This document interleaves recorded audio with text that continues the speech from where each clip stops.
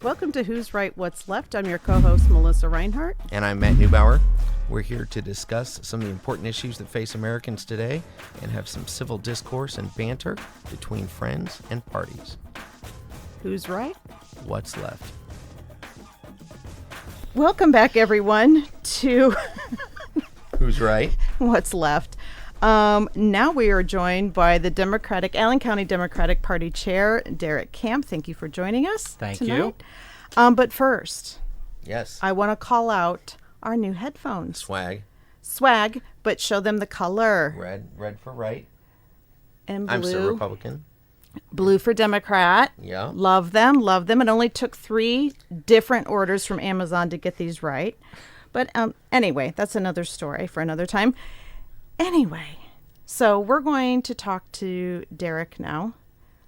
We just had a great conversation with Steve Shine and ended with a bit of humor about the debate. So I think we should do the same thing with that's Derek. More than fair. Absolutely. Does that sound fair? That sounds fair. Why don't you talk a little bit about Derek's accolades? Well, Derek Camp is the chair of the Allen County Democratic Party and the Wayne Township Assessor. He has over 14 years of political campaign experience at the local, state, and congressional levels, most notably for Mayor Tom Henry, Representative Christina Hale, and with the Delaney family. As a former president of the Indiana Youth Democrats, Derek transformed the organization from a small group into a statewide organization that hosted the National Convention for the Young Democrats of America, featuring multiple presidential candidates and Speaker of the House Nancy Pelosi. Thank you. Indiana Young Democrats there, Young Matt. Democrats. I'm sorry. Yes, Youth Democrats. Young Democrats. I'm sure he did that intentionally. No. Yes. Never. Anyway, so welcome. Did you want to ask the first question? Sure. Because I led with Steve. Jumping right in. All right. How would you describe the current political climate in Allen County? I think there are a lot of good changes happening in Allen County. You see Fort Wayne, very much a middle-of-the-road city, does not care for either extreme, historically looking at election results. New Haven is changing, and I'm sure you're noticing that yourself, being a council member out there. And then outside of Allen County, it's very rural, so there's a lot of different dynamics at play, and so that divide and the changes you're seeing at a state level are happening very locally here in microcosm. Excellent. And what do you see as key issues that the voters in Allen County are most concerned with? I think this year it's pretty clear it's the jail and the cost associated with that. That's been a hot topic for a while now, especially in this county commissioners, county council races, which I think is where we're going to see a lot of the action this year locally in those county council races. At the state level, it's a lot more education and pro-choice instead at that level. That's fair. So Chairman Shine had mentioned property taxes more than once as the leading issue, which I thought, we're going to have Chairman Camp on, who is the Wayne Township Assessor, whose whole job focuses on that very issue. Did you want to comment on anything about property taxes? The property taxes are actually set, as Matt, you know, it's set by people like you on the town councils, the city councils, township boards, and all of that. County council, they're the ones setting the budget that we all have to pay, and those have been rising repeatedly. We're just now starting the budgeting process for the county. I don't know where you are in New Haven, but for us, we're just now starting that process with pre-budget meetings with county council, trying to see what each department's needs are going ahead. If the budgets keep going up, taxes got to keep going up. If the budgets drop, then those are obviously going to stop, but that is falling on these county council and city council type seats, and I don't think people realize that, and that's why those specific offices are so important. Okay. The jail, does the party have a particular stance on that, or? I think most people in our party have recognized that there is a need for the jail. Our current jail is having a lot of issues, maintenance issues. For me in particular, I am on the maintenance site for the county government, and 9 out of 10 of the maintenance requests in there are jail related. Parts falling off, things breaking, doors not working, and that is a big concern, obviously. And that space itself cannot grow much more than one more floor that's maybe 40 cells. That's not going to fix the issues we have. And I think the bigger question that our party had was, where is that exactly going? And where it was originally proposed was a major problem for the party. Going into a more industrial area between Fort Wayne and New Haven, I think, is a good compromise. And it is going to allow us to do some other stuff, such as drug treatment and mental health treatment. On site there? I believe so, yeah. Okay. That's what I've heard. Yeah.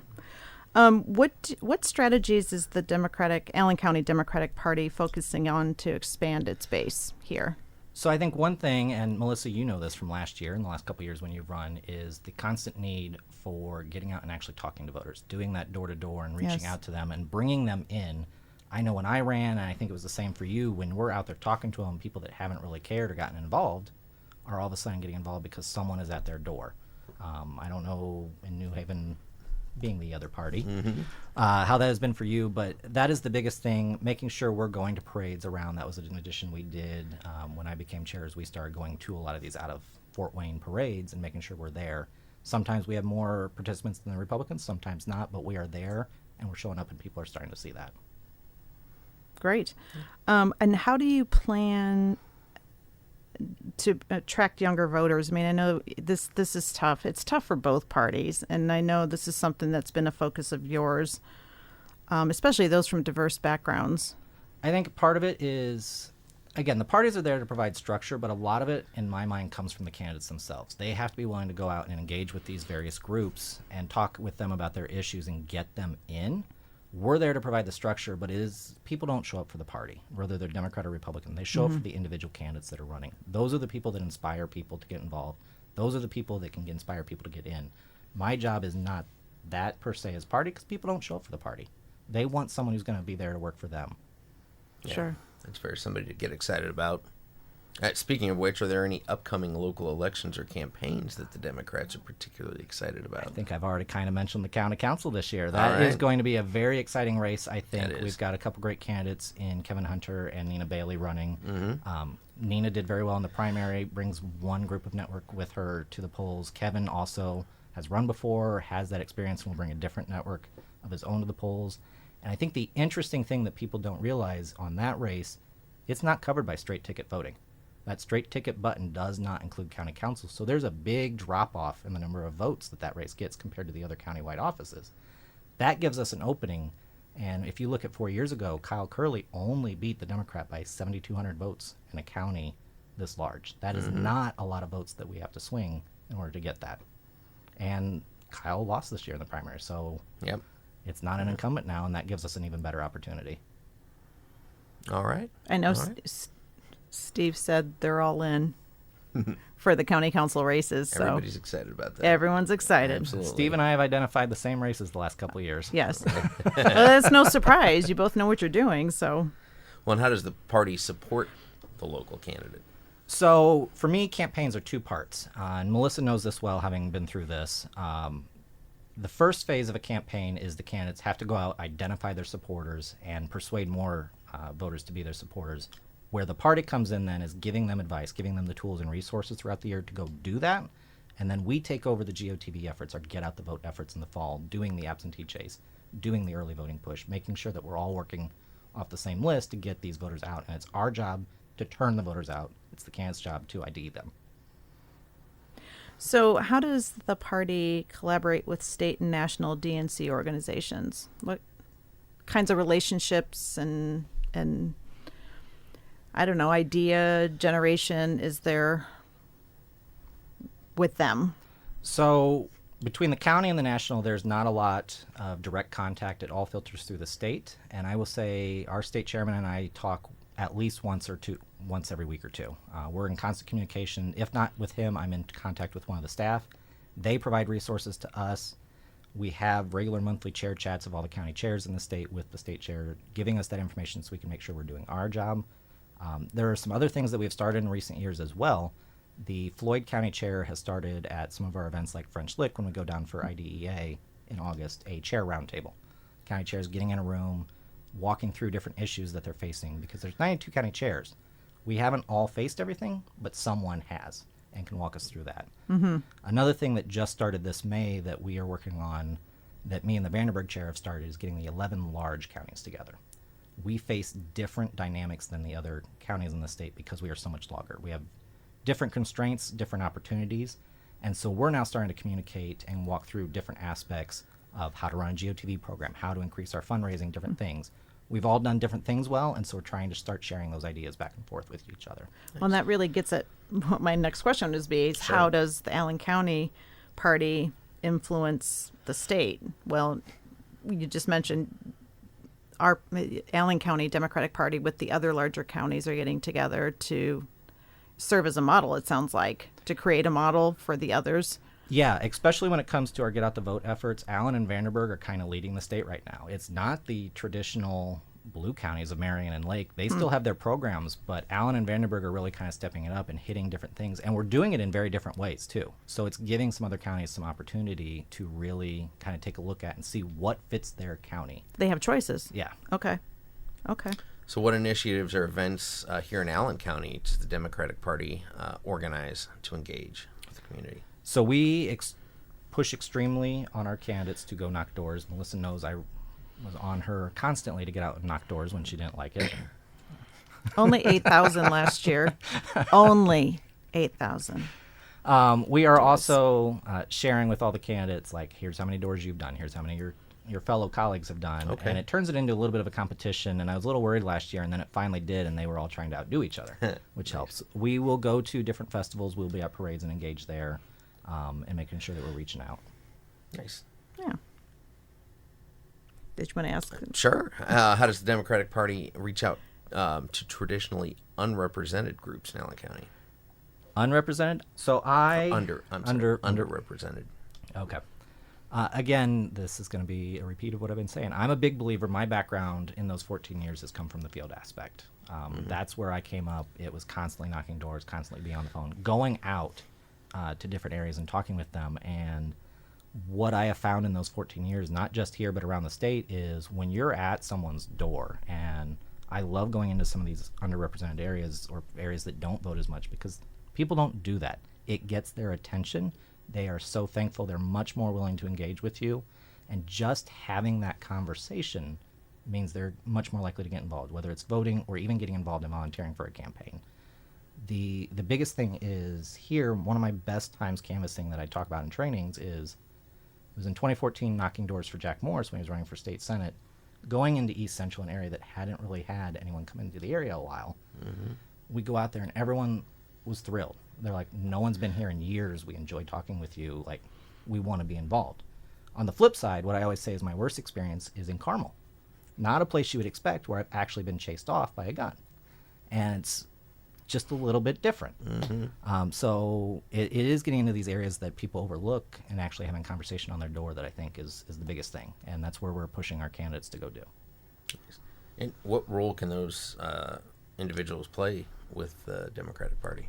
The easiest thing is the first step is just volunteering for those campaigns, getting involved, going and knocking doors with them, going and making phone calls. There are postcards that need to be sent, stuff like that. The other things that they can get involved in are becoming a precinct chair, which this spring was a big news story here, and exactly what a precinct chair is with the election of the mayor, city council, and all of that. Everybody knows now. Don't they? Yes. But more importantly, we also have constituency caucuses and other organizations within the party umbrella. We have the Young Democrats. We have the African American Caucus. We have these different groups that are there to engage on specific issues and help our candidates know what's going on and help the party know what's going on. And that's an easy way that does not involve a lot of work, but it's an easy way to get involved. And then, of course, we have Left Wing Night. Thanks for coming. More of a social event than anything else, but it's an easy intro to the party for people to kind of get to know people within the party and then come to our He regular came to meetings. Left Wing Night? Was I there that night? Yes, you were. Yes, we were. Was that a long, long time ago? It was a while back. A few years ago. Oh, okay. You made it sound like it was a recent event. I was like, wait, what? Just for the record, I'm currently serving as the Fraternal Order of Police's Northeast District Chair for our PAC committee. So, full disclosure, we've got to obviously be fair to both parties, even though I am a full-blooded Republican. Okay. I still need to attend these events on behalf of the Fraternal Order of Police. He did whip out that Little card, the disclaimer. business card. I do remember that. Yes, I do. That was a while ago. Yes. That's funny. What do you see as the biggest challenges facing the Allen County Democratic Party right now? I think obviously it is the fact that this county is so lopsided in terms of elected positions, being almost a little over 80% Republican versus about 18% Democrat. Steve was very proud of that. I know, but he's also got a net negative gain since I took over, so maybe not. We have more Democrats in elected office now, and we're raising more money, but obviously it is harder because historically Democrats haven't been winning. So it's hard to switch that culture in people's minds that, yes, Democrats can win. We just have to work for it. We are showing that we have more Democrats in elected office in the last 3 years than when we started 3 years ago. We have tripled our fundraising. So like all of that is happening. We are getting there, and I think people are starting to get to that point where we can see that. I know, Steve, you may not admit this, but last year we both didn't know how council was going to go in Fort Wayne. It was very much up in the air across the board, and I don't think most people would have thought that at the beginning, especially in places like the 1st District, which is historically red. He was pleased. He was worried before. I'm sure. I'm sure. Well, and we were all worried about the mayoral race too. Yep. Him and I were not. What opportunities do you think the Democrats should capitalize on in the near future? I think one of the biggest things is that we have had those gains. We've had to have the financial gains as well. It's allowed us to do more. And so by people continuing to support not only the party, which has increased our fundraising, but we had a number of candidates increase their fundraising, particularly last year across the board. Democratic candidate fundraising was up over the previous campaigns. And so that's a big opportunity. Our candidates are getting more serious. They're starting to put in the work, and I think that's a huge opportunity, especially with some of these demographic changes we're seeing in parts of the county, and actually going after some of these, whether it is in New Haven. We're seeing a lot of changes there, but also when you look at places around the country, around the state, you're seeing these educated suburban areas that are starting to go Democrat.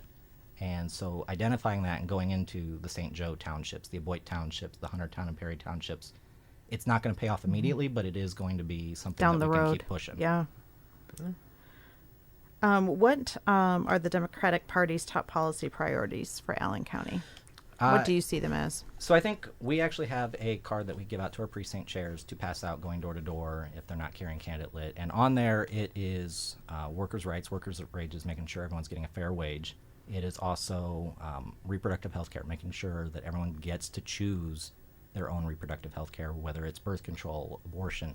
That is up to them. We also fight for voting rights, making sure everyone gets the opportunity to vote and they get access that is easy and still safe. And then finally, making sure that our educators are supported in public education. Nice.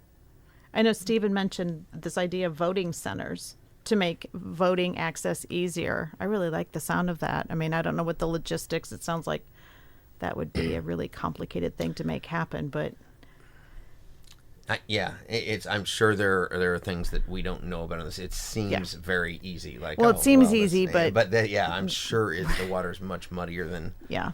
There are than it about appears. 60 counties in the state that are vote centers. We were Okay. actually just talking about this a little at the League of Women Voters. It's much more convenient for a voter, but there is a lot of back end, and both parties have to agree in terms of the logistics on it. Okay. From the Democratic side, we would be in favor of vote centers, but there is a threshold that I'm not willing to agree to on the number of voting locations that get cut.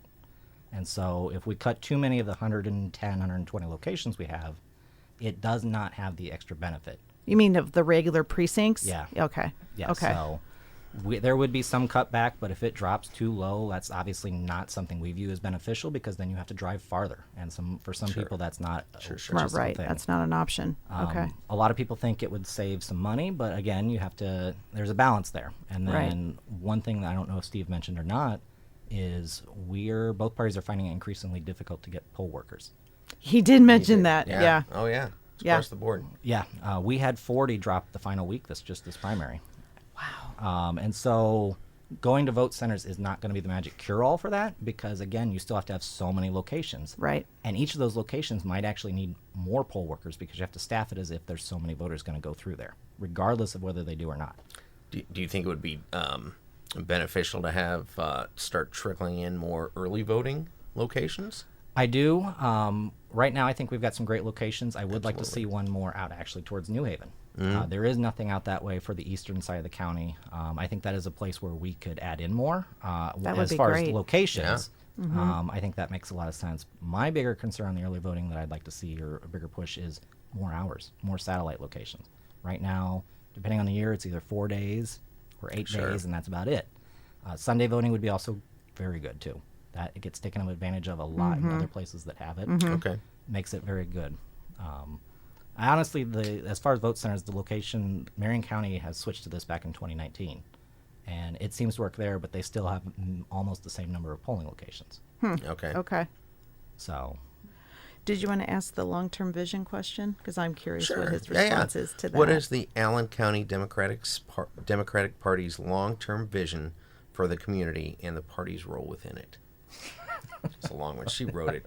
I like it. I like the question. What's the crystal ball, Derek? What are we doing? What's the Uh, long term? There's so many different aspects of this in the county. Like, it's not just the county. You've got Fort Wayne, you've got New Haven, you've got all these towns. And I think it looks a little different for all of them. With That's fair.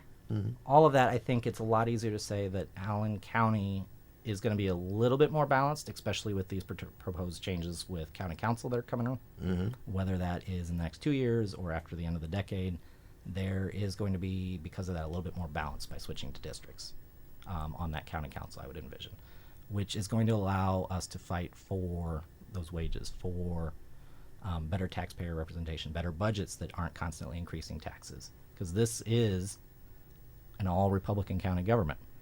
All Republican. And so every issue on there is Republican. And getting that balance on there will help improve people's pocketbooks with their taxes and other things.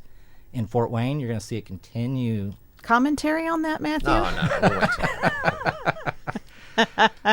In Fort Wayne, I think you're going to see Democrats start picking up ground. We certainly made impact this last year, even though we did not come out on top in that council majority. We've held on to the mayor's office. We made every council race that we were in competitive Yes. for the first time in a long time. And so you're going to see that continue to grow. We are going to see some impacts long-term in New Haven and some of those other areas where we are going to start picking up some seats and competing for them, even if we're not, and really driving a discussion and making sure that people have a choice.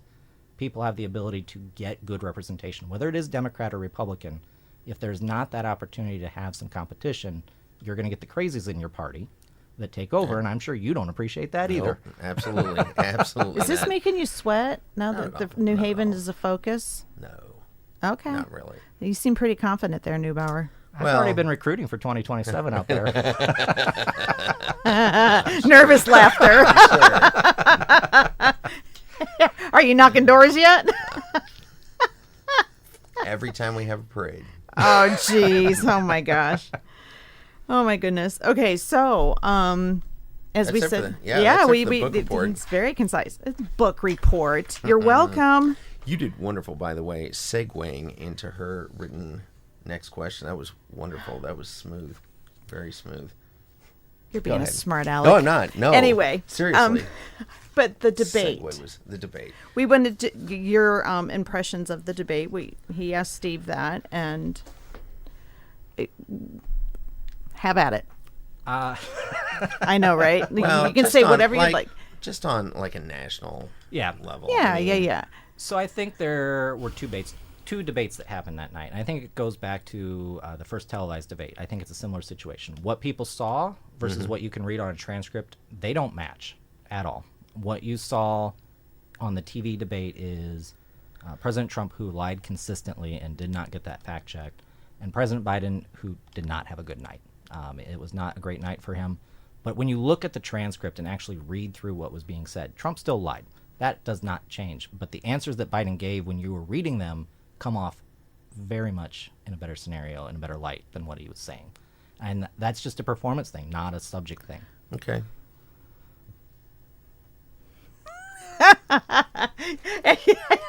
I see those wheels spinning, Well, Neubauer. It is different when you read it on paper. Yeah, You know what I absolutely. mean? Like it makes me is a think it was script, I mean, Nixon and what was it Nixon and JFK? I'm trying to where remember. Nixon didn't shave, he lost Well, because no, he looked like scruffy. the television debate was very different than the radio version. Yeah. Yeah.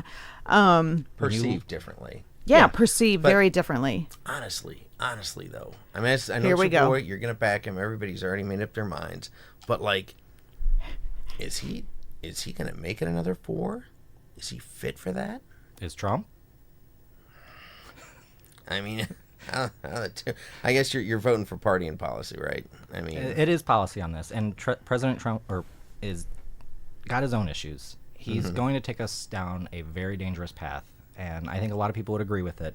President Biden has done a lot of good for this, him, his team, and everything, and that is what Democrats are going to vote for. I think what you're going to see others vote for with Biden, and you see this in some polls, like he's been gaining ground since that debate. So obviously he didn't do that bad. With that, you're seeing people that want to stop this Project 2025 agenda. Stop That is this gaining more traction. dictatorship that Trump is talking about wanting to do. And so you're seeing that. And so you're seeing people in the middle of the road that are looking at that and looking at this. And it's night and day, and there's no doubt in their mind on who they're voting for on that. So it'll be policy. I mean, it's just It always the is. party, not well. It is always policy. So Yeah. we're just, I guess, ignoring the health concerns and things. We're going to be in for a crazy year. This week is certainly being interesting in the news if you're paying attention to national news. So we'll find out. And I'm going for national delegate at the national convention, so we'll see how that goes. What are your thoughts on replacement if that's offered? If it's offered, I'm still. If President Biden wants to do it, I will stay with him. Okay. If he can show I that he's respect the won that. loyalty. Well, I appreciate that. He has done a lot of great work, him and his team. When you look at the Inflation Reduction Act, the Infrastructure Act, a lot of the stuff that is happening, repairing our infrastructure around the country, trying to do things like capping the price of insulin, things like that are all massively important and beneficial to voters, and that is what his team is doing. Thoughts, Neubauer? I mean, Are you going to vote policy or personality? I always vote policy, but So you're going to vote Trump policy over Trump policy over Biden policy. But we'll see come November. We're going to have our after show. We see are. what happens. It's going to be. I'm not excited about either one. Honestly, it's kind of. You're kind of changing your tune a little Well, bit. it's a little Trump did have a fight. I don't know if he was taking it easy on. He did take Biden, it easy. or if he could have gone on the attack he more. Didn't have a He fire, didn't. Man. He didn't have it, and I didn't know if that was. Yeah, I just didn't know what that was. Wasn't what I expected. I don't think it was strategy. He doesn't have discipline. And it's just not. It's not as classy as it used to be. You know what I mean? At least these guys would have some swagger and class when they insulted each other, or got their little digs in. And this Has is Trump just, ever had it's just- class? Well, neither one. Come on. I would take this international. The far right and the conservatives got their butts kicked over in Britain and in France this last week. Oh, those. Yeah. So Yeah. could be coming here. But this show's about American politics. I hope listeners just heard my big, long sigh. Anyway, thank you, Derek, for Thank joining you. Thanks us. for coming Really out. appreciate making time for this. And hopefully listeners enjoyed hearing two very different perspectives about the political climate and strategies and future for both parties in Allen County, As we do here. as we do. So thanks for joining us at Who's Right? What's left? All right. Take care. The opinions and views expressed on Who's Right, What's Left are Matt and Melissa's solely. They are not necessarily the views of the Republican Party, the Democratic Party, or either of the participants' employers. We'd like to thank our production team at Influencer.tv. For more information on how to start your own podcast, check them out at Influencer.tv. And don't forget, you can like us on Facebook and Instagram. And you can listen and leave your 5-star review and share on both Apple and Spotify. And don't forget to like and subscribe to our YouTube channel. These are important, critical conversations we all need to have with each other for the future of our country. Remember to be polite, make it fun, and we can all agree to disagree.